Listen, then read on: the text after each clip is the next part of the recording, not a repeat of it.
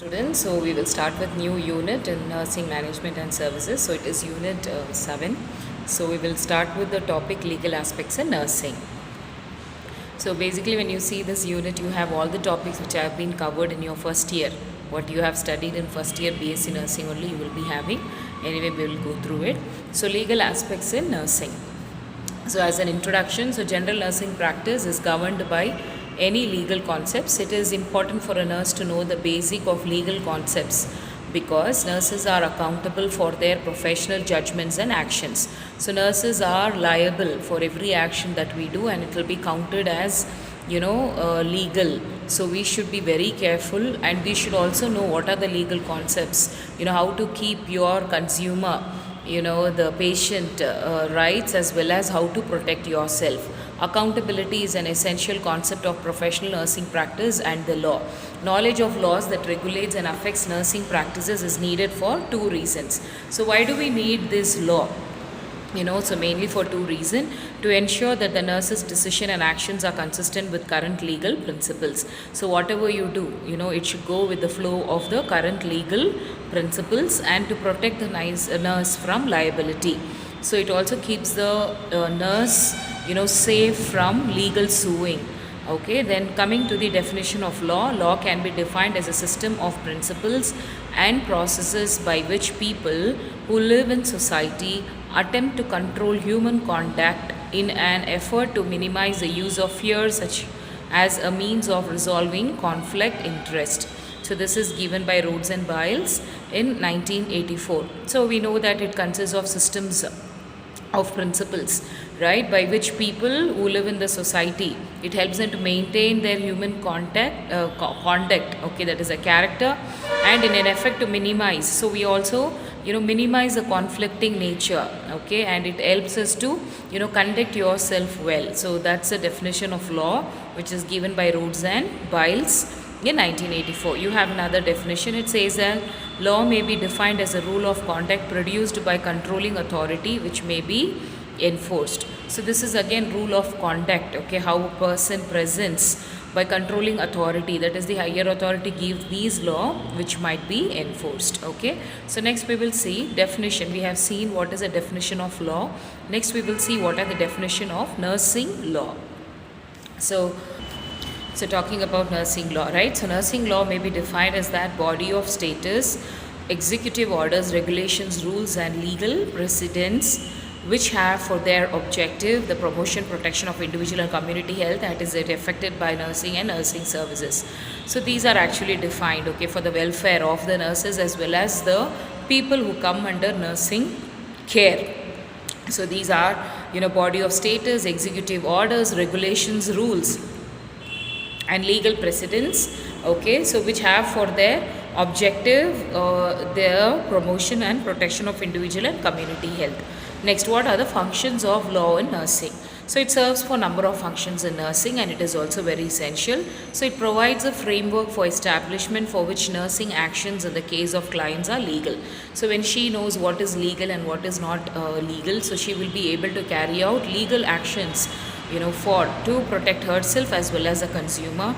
It differentiates the nurse responsibilities from those of other health professional. So the nurse will be able to understand what is her responsibility, as a nurse she is liable to do, and what are the other things. For example, informed consent. It is not the duty of a nurse to explain, okay, to the patient about the procedure. In India we follow that, okay, but then the nurse should make sure that it has been obtained, okay, so she will know what are the duties of her and of the other professionals in the healthcare. And then it helps to establish the boundaries of independent nursing action. It helps the nurse to carry out the independent nursing actions. It assists in maintaining a standard of nursing practice by making nurses accountable under the law. So it assists in maintaining a standard of nursing practice by making nurses accountable under the law. So what happens when she knows these rules and regulations, she will also, or he will also try to abide under the laws, and they will also be able to become more accountable or responsible. Okay, then sources of law. The legal systems in both the United States and Canada have their organisms in the English common law system. Three primary sources of law are constitution, statutes and decisions of court. Okay, so what are the three things that comes under the sources of law? So that is the constitution, legislation and common law. When we say constitution of the United States and the constitution of Canada and of India have the supreme laws for their of each country. So it actually varies and they have superior law, okay? And then according to their country, they establish the general organization of the federal governments, grant certain powers to them and place limits on what federal and state or provisional government may do. So they give, these laws actually help the government, the federal government or the state or provincial government, the responsibilities, what all they can do and what they cannot do, what are their freedom to do and what are the restrictions that they have to maintain. Constitutions create legal rights and responsibilities and are the foundation for a system of justice. So they also create, rights and responsibilities, their restrictions, and it helps in the functioning of a system of justice. The rights created, however, are not related directly to the nurse-client relationship. So when we see that rights whichever are created, however, they are not related directly to the nurse-client relationship. So this is about the constitution and it has due process and equal protection clauses. So how a federal or state or provisional government works, okay? The due process clause applies to state or provisional and local agencies including public hospital and to actions that deprive a person of life, liberty or property. Due process has two primary elements. So there are two elements under the constitution. The rules being applied must be reasonable and not vague. So whatever rules have been applied for the hospital under federal, state or provisional, okay, that is government, provisional government, make sure that it is reasonable and not vague, not clear, which should be practical but it should not be vague or unclear, okay. And then fair procedures must be followed while enforcing the rules. So when they are exhibiting or enforcing such rules, they should make sure that it is fair, among every person, okay. So equal protection means that like persons may be dealt with in like fashion. So when we say equal protection, so every people should be treated equally, okay, with like fashion, okay. So this is about constitution law. Next we will go to legislation. Laws enacted by any legislative body are called statutory laws, okay. So which is given by any legislation, then we call that as statutory law or legislation. When there is a conflict between federal and state or provisional laws, federal law supersedes, likewise state or provisional laws supersede local laws, okay. The same way central laws supersede state law and state law supersedes local law. So whenever there is a conflict, so in constitution we have seen, that is the supreme laws, okay, above every one, okay. These laws are given for the state, federal and provisional. But here in legislation, the laws which are given or enacted by a legislative body, then we call that a statutory body. So whenever there is a problem that arises between the state, federal or provisional, then this law, okay, federal laws supersedes, okay, it becomes superior. Likewise state or provisional law supersede local law. So what happens, it is being superseded by other laws which are the local laws.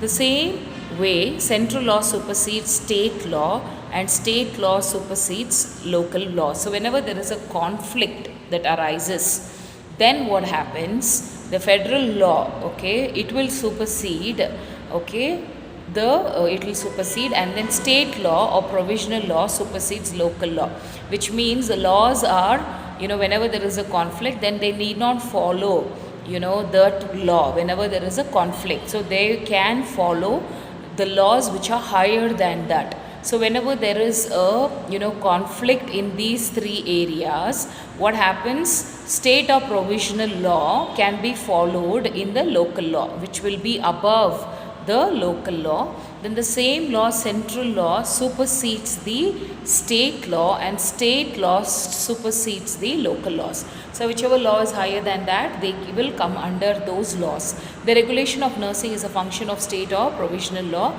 State or provisional legislation pass statutes that define and regulate nursing, that is Nursing Practice Acts. These acts, however, must be consistent with constitutional and federal provisions. So there are laws which have been followed which actually come for nurses as provisional law. Okay, so where nursing practice, acts, everything come under the provisional law. Okay, so these acts, it can be constitutional. Okay, it can be consistent with both constitutional and federal provisions. So mainly when we say nursing laws, it comes under the provisional laws. Next, coming to the common law. Okay, so constitution, we see that all the laws, okay, are given to the federal, state and provisional. In legislation, it is formed by legislative body, and just remember that the nursing laws come under the provisional law, and but still it goes inconsistent with constitutional and federal provision. So in this paragraph you remember this, it is more than enough. And then common law, when we say, we know that, right, the body of principles that evolve the court decision, that is referred to common law, okay, which is law which is given for every lay person, or decisional law. Although courts are called upon to interpret and apply constitutional or statutory law, they also are asked to resolve disputes between two parties. So in such disputes, so whenever there is a dispute or fight between two parties, then they come under this common law. In this dispute, statutory and constitutional law cannot support the case. Okay, so we cannot use the statutory law or the constitutional law here. So common law is continually being adopted and expanded. So in deciding specific controversies, courts generally adhere to the doctrine of the state decision to stand by things decided, usually referred to a common precedent. Courts may depart from precedent. Okay, just remember, common law is for the common people whenever there is a dispute that arises or fight that arises between the two groups. Okay, next we will go to types of law. So these are the sources of law: constitution, legislation, common. We have seen what is what are introduction, then definition of law, and we have seen definition of nursing law, then functions of the law in nursing. Next we will go to type of law. In this you have public law, private law. Okay, there are mainly two types. So what is public law? It refers to the body of law that deals with relationship between individuals and the government and government agencies. So this is a body of law, okay, which deals with a relationship between people and the government. The law which is meant for people and the government and governmental agency. 3. People, okay, and then for the individual, that is individual and people, and the government and government agencies. An important segment of public law is criminal law, which deals with action against the safety and welfare of public, for example, homicide, manslaughter and theft. Okay, so this public law is actually protecting the people. So people, when they commit any theft or murder, okay, so they will be coming under this public law and they will be scrutinized or they will be punished, okay, reprimanded for their behavior. Next, private law or civil law is the law that deals with the relationship between private individuals among the private people. It is categorized as contact law and tort law. So under this again you have contact law and tort law. So when we say contact law, it involves the enforcement of agreement among private individuals or the payment or compensation of failure to fill the agreements. Tort law defines as a forced duties and rights among private individuals that are not based on contractual agreements. So here when we say contact law, okay, so this is actually agreement among the private individuals or the payment or composition of failure. So if the loan they are taking, they are doing a sign of agreement that I will pay back. So if that is not done, okay, so such law will come under contact law. Tort law, it defines and it enforces duties and rights among private individual, but they do not hold any kind of contract, okay, or agreement. So when the private people have an agreement, it comes under contact law. And then tort law is where it is for the private people but then with no agreement. Okay, next we will go to principles of law. So what are the principles of the law? So when we say law, so what are the basic principles that they should possess? So the system of law rests on 4 principles, that are laws based on a concern for justice and fairness. So they should give them justice and fairness. Okay, law is characterized by change. So sometimes according to the situation the law can be changed, and actions are judged on the basis of a universal standard of what a similar, educated, reasonable and prudent person would have done under similar circumstances. All nurses are expected to function the same way that another nurse with similar education and experience would function. This rule or reasonable, of reasonable and prudent conduct is the basis of evaluating a person's action. Example, for judging whether or not actions were negligent. So here in this law, it is completely based on the action.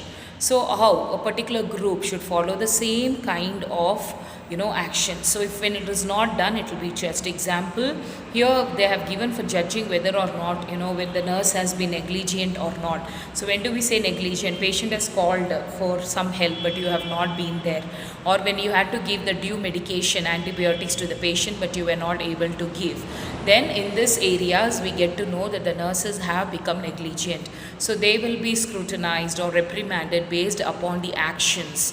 Okay, so that is the third one. Each individual has rights and responsibilities. Rights are privileges or fundamental powers that individuals possess unless they are revoked by law or given up voluntarily. Responsibilities are the obligations associated with these rights, failure to meet one's right. Okay, so this is mainly based upon the rights and responsibility which differs from one person to another person. The rights of a police officer is different from right of a nurse, and the duties of a nurse is different from a physiotherapist or a medical doctor. So whichever is has to be done, to whichever they are accountable, they have to do their work. If not, they will be charged under the law. Okay, so these are 4 principles of the law. Next we will go to kinds of legal actions. Okay, so here we see there are 2 kinds of legal actions, which is the civil or private actions. Okay, and criminal. Civil or private and criminal actions. Okay, so there are 2 types mainly, which is civil or private and criminal action. Civil action deals with the relationship between individuals and society. When we say civil laws, it mainly deals with the individuals and the society, and when we say criminal action, it deals with dispute, fight between individual and the society as a whole. Okay, so that is the criminal action. So when we see about the civil judicial process, the judicial process primarily functions to settle disputes peacefully and in accordance with the law. A lawsuit has strict procedural rules. They are generally 5 steps. Okay, sorry. So when we say that the civil judicial process which is there, primarily it functions to settle disputes. So whenever there is a fight, automatically this judiciary, civil judiciary will try to settle the according to the law, it will try to settle the fight or the dispute. And then we see a lawsuit as strict procedural rules. Okay, so they also have procedure rules. There are 5 steps in it. A document called a complaint is filed by a person referred to as plaintiff, who claims that the person's legal rights have been infringed upon one or more person referred to as defendants. Okay, so what happens here, a person who is affected should file a case against a person. We are dealing with the steps under civil judicial process, how we can carry out this process. Okay, so first they have to file a case that their rights have been infringed, it has affected that person, okay, which are referred to as defendants. Then a written response called an answer made by the defendants. So written response should be given by the person, okay, who has infringed the rights of the other person. Then both parties engage in pre-trial activities referred to as discovery in an effort to gain all the facts of the situation. So both, now one has filed the complaint and one has given in written, okay, called an answer, okay, what exactly happened. So now both should be able to provide the proof that is necessary. Okay, so that is the third one. Fourth one, in the trial of the case, all the relevant facts are presented to jury or judge. So usually they will hire a lawyer, and lawyer will be able to take out all the proof and give it to the judge, which is the 4th step. 5th one, the judge renders a decision or the jury renders a verdict. If the outcome is not acceptable to one of the parties, an appeal can be made for another trial. Okay, so during a trial, a plaintiff must offer evidence of the defendant's wrongdoing.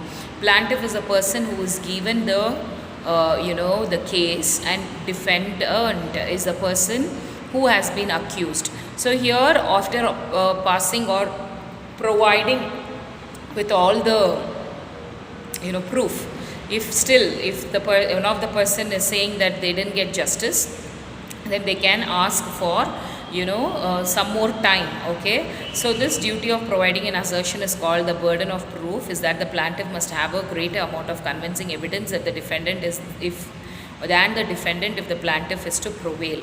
Okay, if they have to win, okay, it is not prevail, it is prevail. Okay, they have to win, then they have to make sure that they have adequate amount of evidence. Okay, filing the case and the person on whom the case is given. So plaintiff is a person who is filing a case and defendant is a person who has been accused. Then they have to get ready with the proof and that has been submitted to the judge. If they feel that justice is not given, they have to try, they can ask for some more trial period. Okay, and then they can provide with the evidence.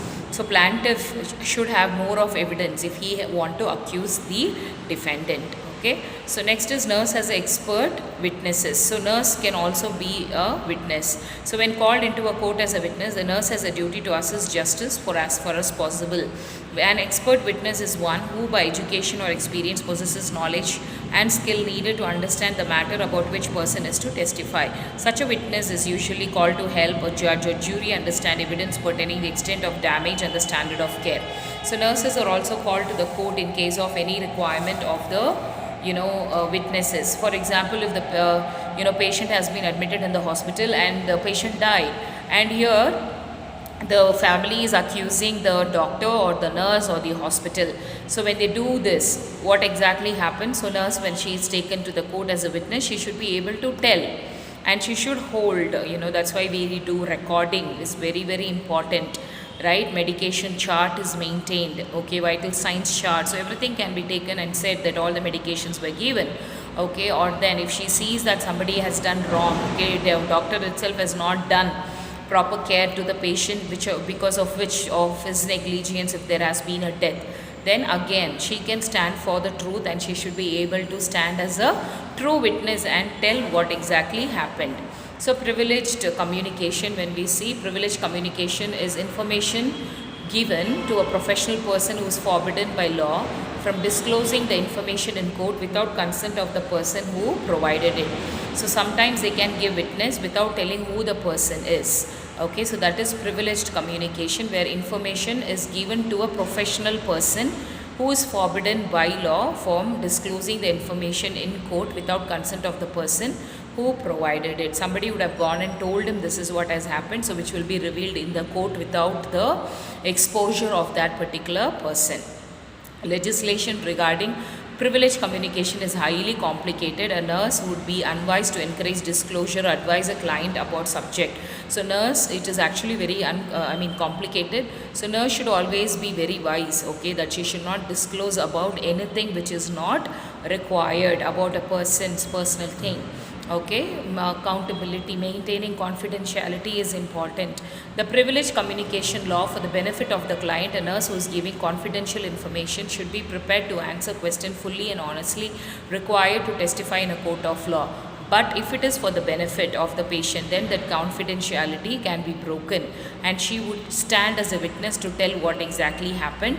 The matter of privilege, that kind of communication is called as privileged communication without telling the person who has told. Now this is what, something happened in the family and somebody, killed the person. So nurse is called. Maybe the person who died has exposed some secret to the nurse. So, or if he is in a severe ill condition, without his permission, she can give the information.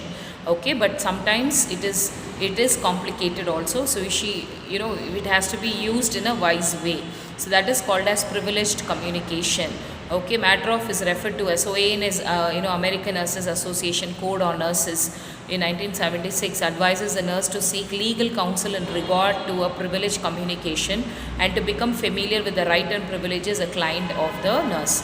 So according to American Nurses Association, they say if you have to give some privileged communication, make sure that you do it, okay, with legal support, and you should know how to communicate.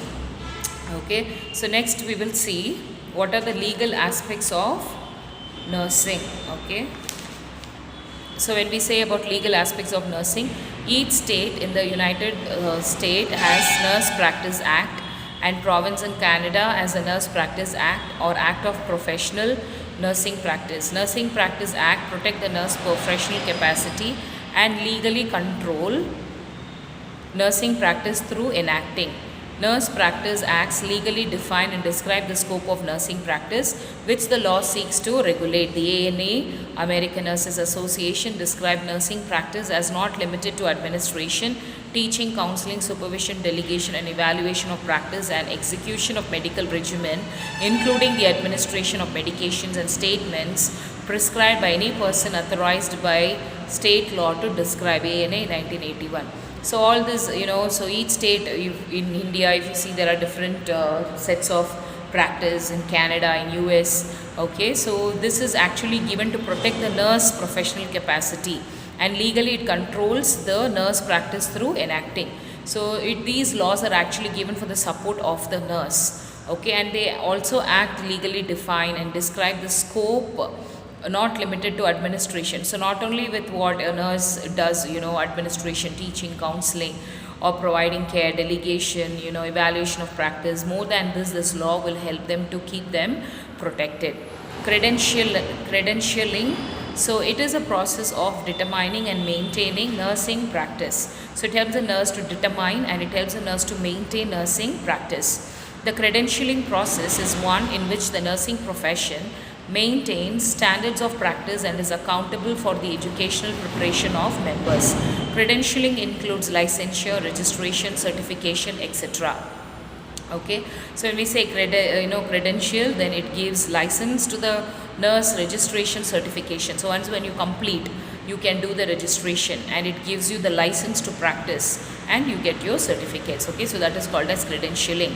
Okay, licensure and registration are legal permits granted by government agency to equals to engage in the practice of profession and to use a particular title. So as a nurse, registered nurse, okay, when you register, you get this registered nurse, and that gives you a liability to work in the hospital. So without passing your exam, you cannot do this registration. A particular jurisdiction or area is covered by the license. For a profession or occupation to obtain the right to license its members, it generally means 3 criteria required.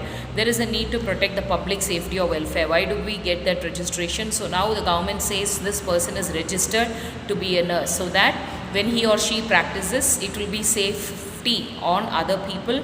The occupation is clearly delineated as a separate distinct area of work. So we will get to know which area you are recognized to work, and then there is an organization suitable in ability to assume the obligation of the licensing process. Licenses are issued to registered nurse who have successfully completed course of studies in the School of Nursing accredited by the State Board, pass the national qualifying examination with a score that is acceptable to the board, and pay the required fee. So there are steps that has to be done. We have to complete the course, we have to pass the examination, then we have to pay the money, and we have to do the registration. So license is given after you register, free to work in the particular field where you have received your training.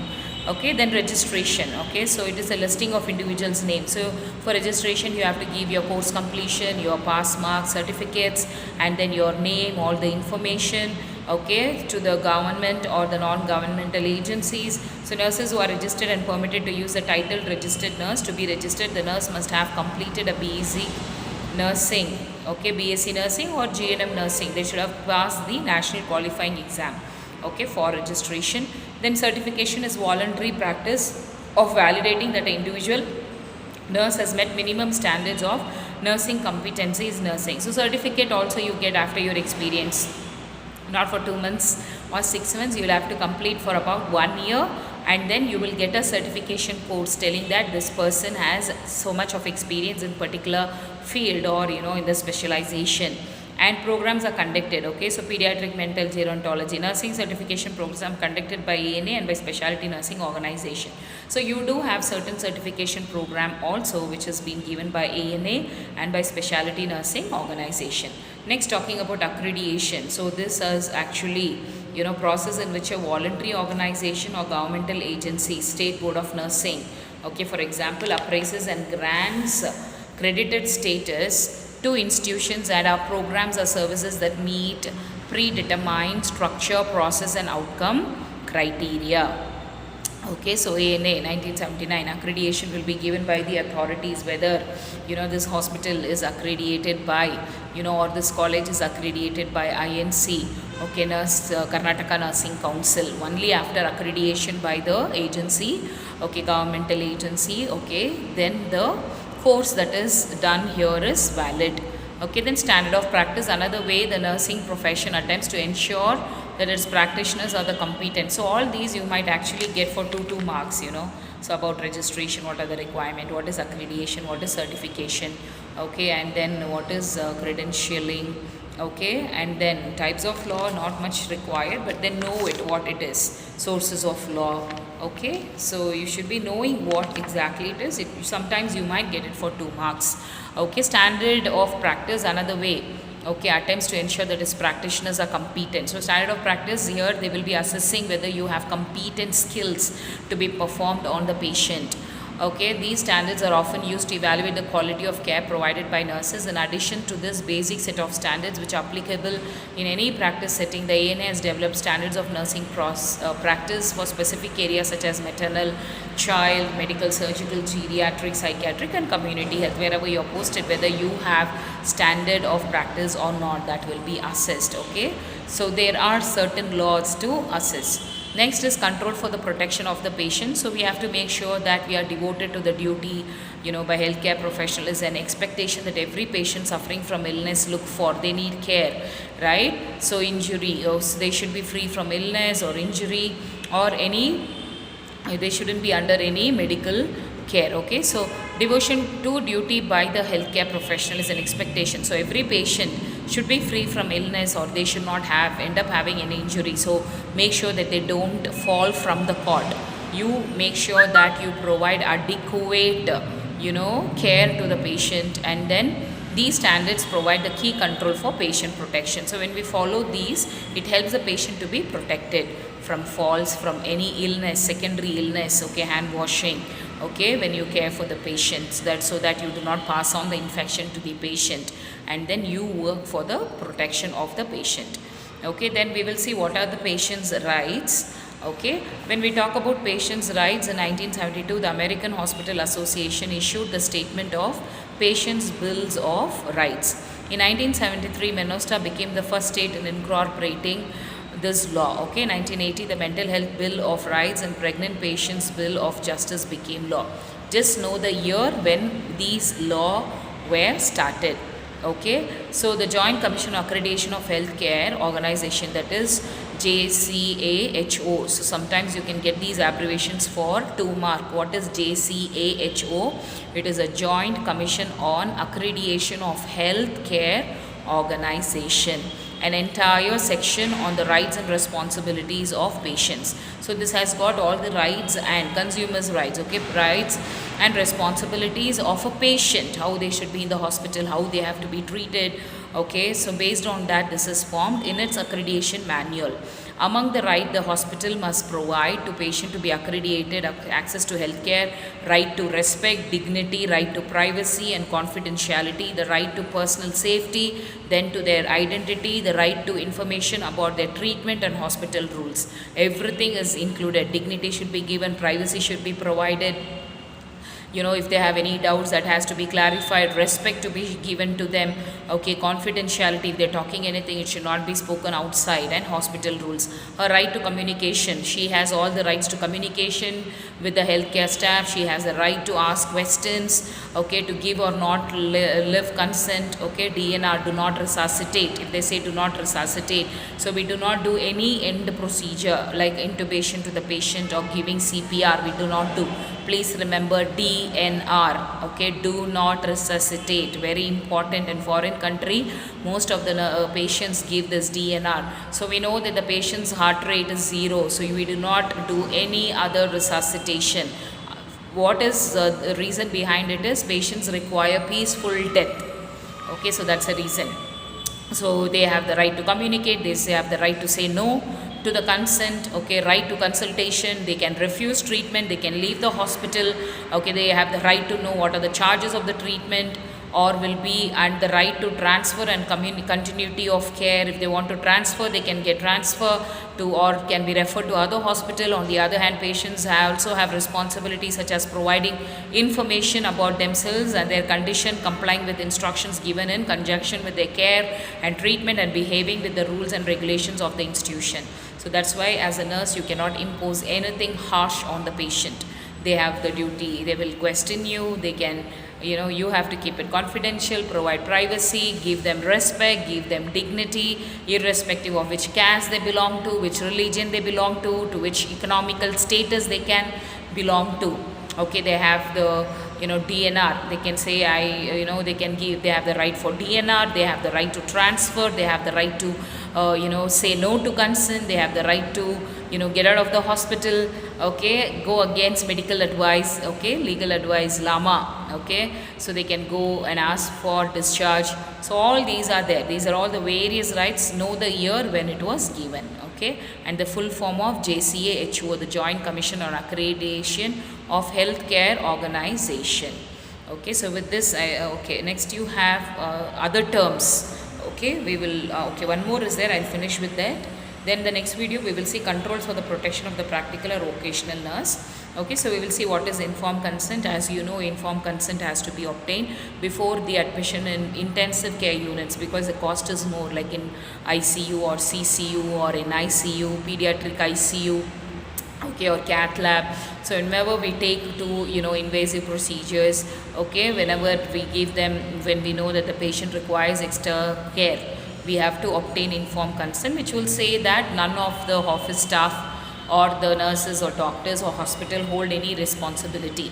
So it is a duty of a surgeon or a duty doctor to explain, and the nurse can witness for the informed consent. So when we obtain informed consent, we have to make sure that it should be in understandable language, and we have to take the sign of the person. If it is minor, then parents can sign. Otherwise, if patient is conscious, we can take the patient's sign, and close relatives and witness signature should be taken. For any procedures that has to be done on the patient, we should always take informed consent. If they are not giving, then they say that they are not interested in the treatment. Okay, so that is about informed consent.